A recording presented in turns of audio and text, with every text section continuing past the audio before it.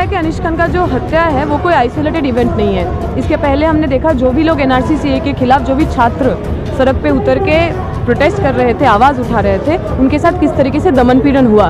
दिल्ली के अंदर जामिया मिलिया इस्लामिया यूनिवर्सिटी हो, जेएनयू हो, जो भी छात्र बात कर रहे थे, नताशा नरवाल, देवांगना कलिता, उमर खालिद, इन सारे लोगों को जेल के अंदर डाला गया बस इसलिए क्योंकि वो सरकार के खिलाफ बात कर रहे थे।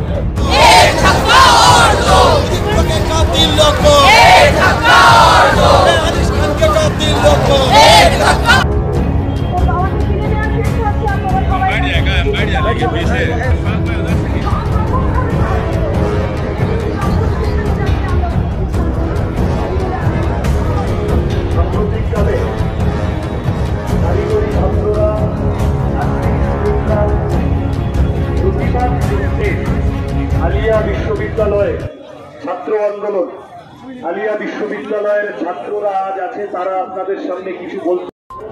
আপনারা জানেন যে আনিস খান আলিয়া বিশ্ববিদ্যালয়ের স্টুডেন্ট, এই দুদিন তিন দিন আগে তাকে বের হয়েছে মারা গেছে। হ্যাঁ, তার এখনও কোনো রিপোর্ট আজ পর্যন্ত দিতে পারছে না। তার প্রতিবাদে আজকের ছাত্র যুবরা পথে নেমেছে।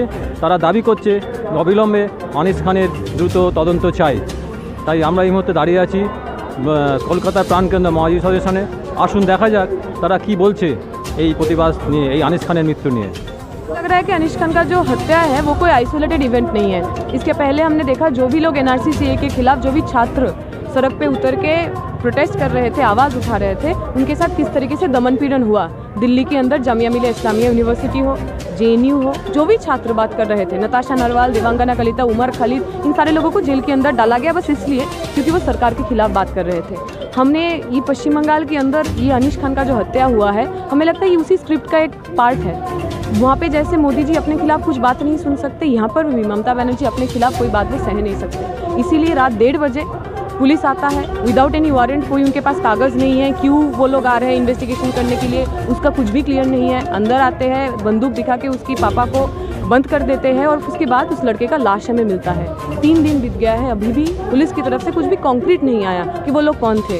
हमारे पुलिस ऑफिसर थे, बाहर के लोग थे, अगर बाहर के लोग थे तो वो कैसे वर्दी पहन के बंदूक लेके घूम रहे थे, कोई भी क्लैरिटी नहीं है। जिस तरीके से हम देखते हैं उत्तर प्रदेश के अंदर इनकाउंटर होता है, फेक इनकाउंटर होता है, लोगों को मारा जाता है, उसी सेम मॉडल में पश्चिम बंगाल के अंदर भी ममता बनर्जी ने अनीश खान का हत्या किया है।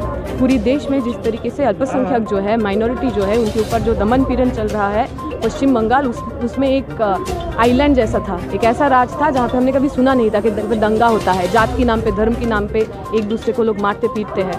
ममता बनर्जी के टाइम में इस बंगाल के अंदर वो सब भी शुरू हो गया है। ममता बनर्जी आज ही एसआईटी का किया है, क्या बोलेंगे? तो एसआईटी गठन तो इसके पहले भी हुआ था, जब मईदुल मिद्दा को पुलिस ने मतलब खुलेआम पीट के मार दिया था, तभी एसआईटी का गठन हुआ था। कितने लोग उसमें अरेस्ट हुआ है। उसके पहले सुदीप्तो गुप्तो, एक स्टूडेंट लीडर जिसको वही कलकत्ता में पीट के मार दिया गया था, उनके टाइम भी एसआईटी गठन हुआ था। कितने लोग अभी जेल के अंदर है, कितने लोगों को पता है कि कौन लोग उसमें दोषी है। ये जो एसआईटी है ये आयुष है, ये बस ढकोसला है, वो झूठ कह रहे हैं, फरेब कर रहे हैं। जिस तरीके से लोग गुस्से में हैं, जिस तरीके से लोग सड़क पर उतर के आए हैं, बस उसको मतलब मोमेंटरीली कम करने के लिए ये सब उनका ढकोसला है, इस पर हम विश्वास नहीं रखते। क्या लगता है कौन लोग इसके पीछे हो सकते हैं? बिकॉज कुछ दिन पहले ही उसने अमता पुलिस स्टेशन को एक चिट्ठी लिखा था जिसमें उन्होंने कहा कि तृणमूल के जो लोकल लीडर्स हैं, नाम लेते हुए कि ये सारे लोग मुझे डिस्टर्ब कर रहे हैं, ये सारे लोग मुझ पर अटैक किए हैं, हमारी घर तोड़फोड़ किए हैं, हमारे जो चाचा थे उनके ऊपर वो लोग अटैक किए हैं, हमला किए हैं। और इसलिए क्योंकि हम यहाँ पे सोशल सर्विस के अंदर है, हम ब्लड डोनेशन कैंप ऑर्गेनाइज करते हैं और हम तृणमूल सरकार के खिलाफ भी बात करते हैं, इसीलिए वो लोग हमारे ऊपर ये कर रहे हैं। और उन्होंने एक चिट्ठी में लिखा था कि हम डर रहे हैं, मेरे जान को खतरा है, ये कहते हुए अमता पुलिस स्टेशन को चिट्ठी लिखा जाता है पर पुलिस कुछ करती नहीं है। इसके मतलब अगर कोई लड़का कह रहा है कि उसके ऊपर अटैक होने वाला है और पुलिस कुछ नहीं करता, इसका मतलब मिली भगत है, जो लोग उनको खून करना चाहते हैं और पुलिस के अंदर, इसमें पुलिस कॉम्प्लिसिट है। पुलिस ने ये किया है। Mamata Banerjee is the police minister. अगर पुलिस ने किसी को खून किया है तो किसको हम जिम्मेदार ठहराएं? उन्हीं को ठहराएंगे।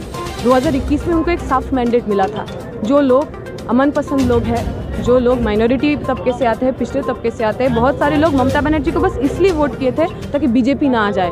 क्योंकि अगर बीजेपी आता है, अगर उत्तर प्रदेश जैसा पश्चिम बंगाल बन जाता है तो ये खून, ये फरेब, ये आम बात हो जाएगी। तो जो लोग इतना भारी बहुमत के साथ उनको चुनाव में जिता के फिर से मुख्यमंत्री बनाया, अगर वो उन्हीं लोगों को प्रोटेक्शन नहीं दे सकते, बचा नहीं सकते, सुरक्षा नहीं दे सकते, तो उनके अलावा किससे हम सवाल करें? क्या डिमांड करते हैं? हम ये कह रहे हैं कि जुडिशियल इंक्वायरी हो, क्योंकि इसके पहले भी हमने देखा है, चाहे वो CID हो, चाहे वो CBI हो, पॉलिटिकली बायस होने का उनका बहुत सारे चांसेस रहते हैं। हम चाहते हैं जुडिशियली इंक्वायरी हो, जो भी लोग इसमें इन्वॉल्व है, ये ना देखा जाए कि वो पुलिस है, ये ना देखा जाए कि किस पॉलिटिकल पार्टी से है।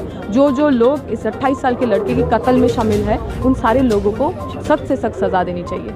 अभी आप लोग महानगर की सड़कों पर जगह जगह विरोध कर रहे हैं, what is your next step? हम तो 5 दिन का मोहलत देके उनसे आए थे कि 5 दिन के अंदर अगर ये सारी चीज़ें ठीक नहीं हुआ तो सिर्फ आमता नहीं, पूरे पश्चिम बंगाल के अंदर जितने भी पुलिस स्टेशन है, सारे पुलिस स्टेशन के सामने SFI, DYFI, छात्र, युवा, हम सब लोग सड़क पे उतरेंगे और सिर्फ पश्चिम बंगाल नहीं, पूरी देश में उसकी जो न्याय है, उस न्याय की मांग को लेकर हम सड़क पे उतरेंगे।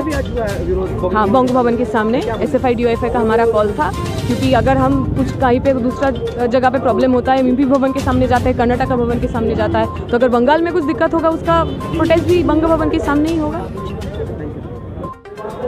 देखिए, इसके पीछे कौन लोग हैं ये तो प्रशासन और हुकूमत जवाब देगी। मगरबी बंगाल के जो प्रशासन चला रही है, सरकार जवाब देंगी। और पुलिस जो रात को 3 बजे पुलिस के यूनिफॉर्म में कौन लोग आए, ये लोग पुलिस के थे या पुलिस के नहीं थे, ये जवाब भी प्रशासन और हुकूमत देगी। ये जवाब पुलिस का बनता है, ये जवाब पुलिस देगी।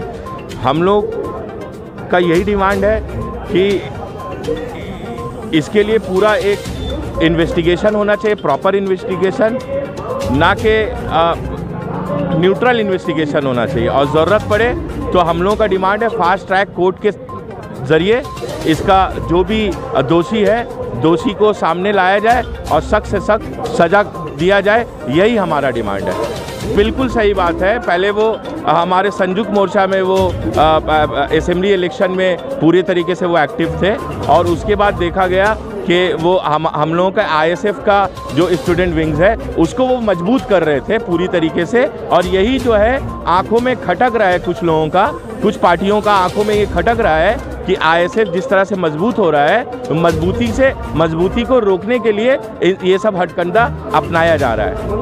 आज SIT का गठन किया है, क्या लगता है? देखिए, वो एक बात समझना होगा, श्रीमती ममता बनर्जी जी TMC की सिर्फ सुप्रीमो नहीं है। ममता बनर्जी जी हमारे मगरबी बंगाल के चीफ मिनिस्टर भी है, तो सबसे आला कमांड पोस्ट को होल्ड करने का ये जिम्मेदारी बनता है उनका कि ये फास्ट ट्रैक इनको SIT करके और इनका 15 दिन के अंदर वो खुद इन्वेस्टिगेशन के लिए डिमांड की है। और हम लोग ये उम्मीद करते हैं कि 15 दिन के अंदर जो रिपोर्ट आए वो न्यूट्रल रिपोर्ट आए, फैक्ट के बुनियाद में रिपोर्ट आए, ना कि किसी प्रेशर या किसी दबाव के बुनियाद पे ये रिपोर्ट आए।